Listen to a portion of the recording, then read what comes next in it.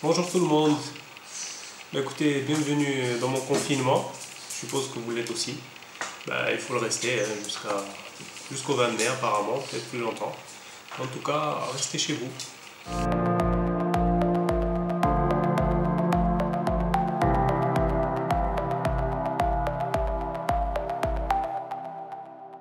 Je vais très bien, alhamdoulilah, je suis encore en vie et je me porte bien. Peut-être moins bien que Daisy. Daisy, viens dire bonjour.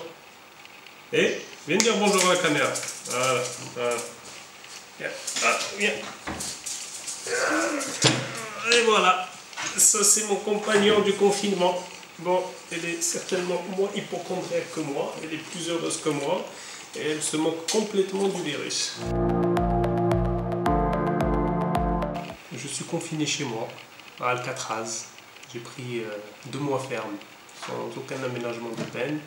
Il me reste 15 jours, et je pense comme tout le monde, il nous reste 15 jours et on est tous libres.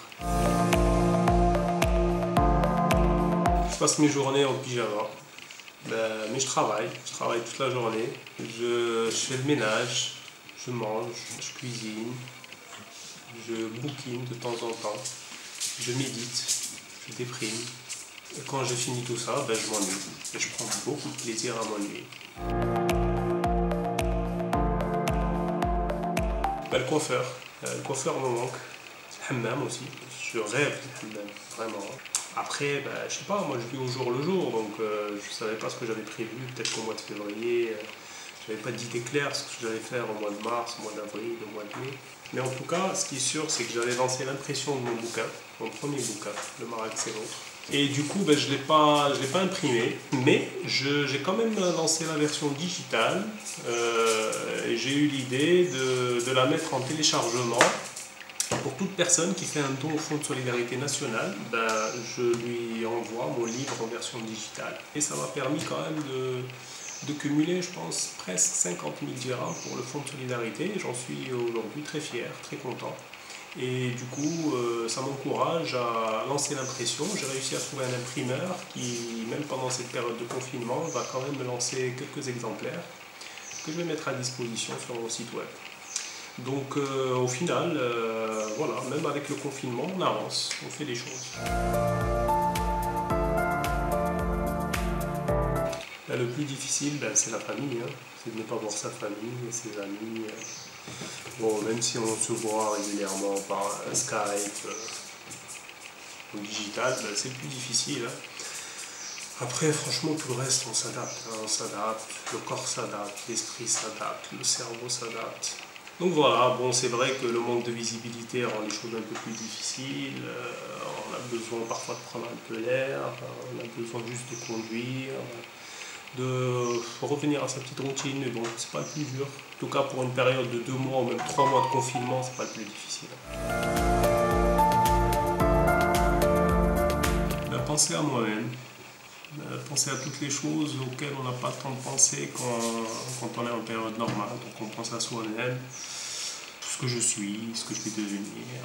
Mais en même temps, je me focalise sur le moment présent et j'essaie de faire en sorte que cette période soit vraiment une opportunité pour changer un certain nombre de choses, personnelles, professionnelles. Honnêtement, la chose peut-être que j'apprécie le plus pendant cette période de confinement, c'est de m'ennuyer. Ça serait la destination finale, le lieu où on est seul avec soi-même. Je veux garder ça. Non, sympa. Je trouve que ça donne du style, franchement, c'est pas mal. Plus sérieusement, garder un peu tout l'apprentissage, tous les enseignements, l'éveil, ce rapprochement, parce que du coup, pendant toute cette période, on prend le temps de parler à ses amis, sa famille. Ouais, je pense que pendant cette période de confinement, je me suis rapproché avec pas mal de personnes. Ça, je vais le garder.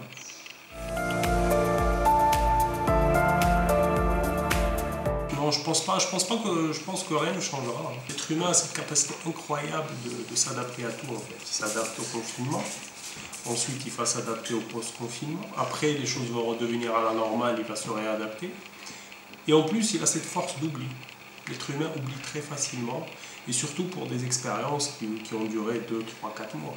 Je pense que les choses ne changeront pas réellement. Bon, il y aura peut-être quelques prises de conscience, il y aura peut-être des petits ajustements dans notre société, dans notre économie. Il y a quelques entreprises qui naîtront, d'autres qui disparaîtront, d'autres qui se remettront en question. Mais globalement, j'attends de voir. Je reste très dubitatif sur un changement radical ou une évolution positive accélérée. 3 messages. Si vous êtes en faillite, investissez en vous-même. Si vous êtes déprimé, investissez dans votre âme. Plutôt sondez votre âme. Et si vous êtes inquiet, remettez-vous à Dieu, tout simplement.